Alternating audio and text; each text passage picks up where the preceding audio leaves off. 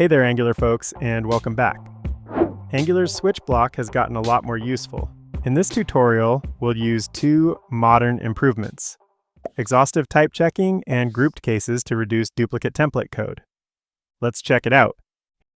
Here we have a simple support queue. We've got several tickets, and each ticket has a status, and right now, each card shows two pieces of status-specific UI. So this is a pretty common pattern in real apps. Maybe it's support tickets, order statuses, payment states, deployment states, user invite states. Anytime your UI changes based on a known set of values, there's a good chance you're doing something like this. And right now, everything works great, but there's actually a subtle problem hiding in this template. Let's go look at the code. Here, we're looking at the template for this tickets component. First, we've got a for loop to iterate over a list of tickets. So for each ticket, we render a card, and then inside the header, we have our first switch block. This switch is looking at the current ticket status. And right now, we're handling 4 different states. We have the new state, then we have in progress, then resolved, and finally closed. So 4 statuses, 4 cases, and notice something important here. There is no default case in this scenario. That means if this status ever becomes something other than these 4 values, this switch block just won't render anything. No badge, no warning, just a quiet little UI bug, which is honestly the worst kind because we may never even notice it. Now let's scroll down a bit.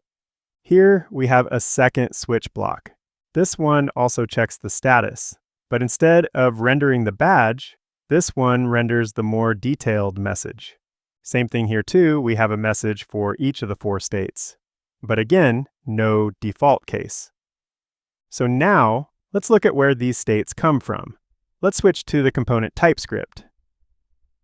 Here, we have this ticket status union type. This says a ticket status can be new, in progress, resolved, or closed. Nothing else is allowed. And then we use that type here in our ticket interface. So every ticket has a status, and that status has to match one of the values in our union. Then down here, we have our mock ticket data. It's a signal containing an array of ticket objects. Right now, we have tickets covering all of our different statuses. So far, so good. But now, let's say the product changes.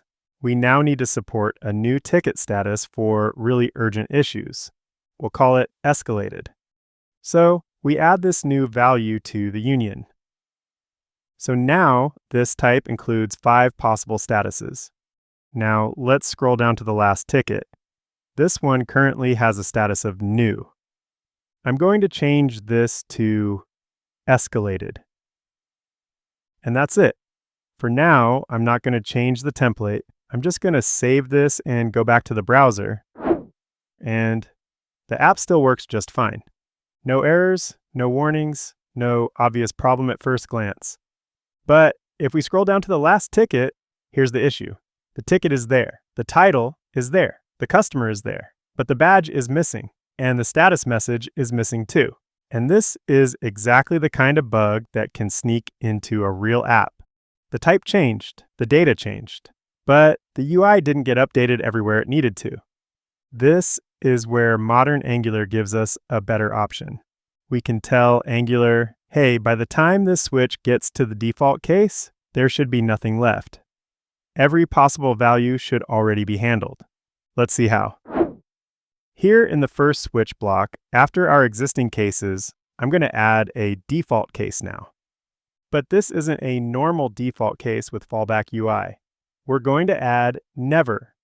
Now, this is a little strange looking the first time you see it, but it simply means there should be no possible value here. If there is a remaining value, that's a problem. And in our case, there is, because escalated exists in the type, but we haven't handled it here yet. Now let's scroll down to the second switch block and do the same thing. So now, both switch blocks are expected to be exhaustive. They should handle every possible value from the ticket status union. Let's save this and go back to the browser. And now we get an error. This is exactly what we wanted. Angular got to the default case and realized, wait a second, there is still one possible value left here. The status could be escalated, but this switch block never handles it. That's the safety improvement.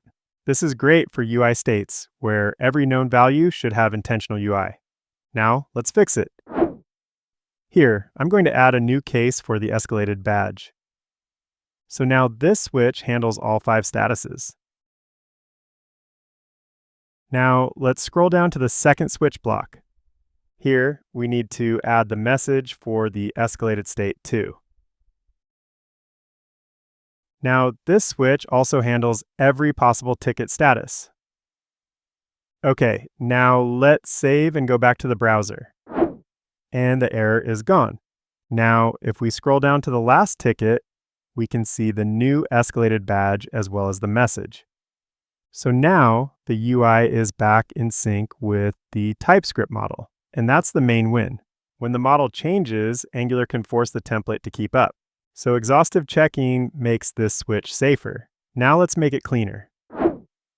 Let's take a closer look at the first switch block. Right now, the new case and the in progress case render the exact same badge. That means duplicated markup. Same thing down here with resolved and closed. They're identical. Well, in modern Angular, we can combine cases that render the same block. So now, both new and in progress share the same template block. Then we'll do the same thing for resolved and closed. So this removes duplicated template code, which makes the switch simpler and easier to maintain over time. That's a nice combination. Let's save that and go back to the browser. And everything still works. Same UI, but cleaner template. So that's the upgrade. Angular switch blocks can now do 2 really useful things. They can be exhaustive, so Angular catches missing template states when your union type changes, and they can combine consecutive cases. So you don't have to duplicate the same template block for multiple values. Now, if you're working with modern Angular and want to go deeper, I do have a new Angular Signal Forms course available. It'll get you up and running with the new Forms APIs. So check out the link in the description below. All right, thanks for watching, and I'll see you in the next one.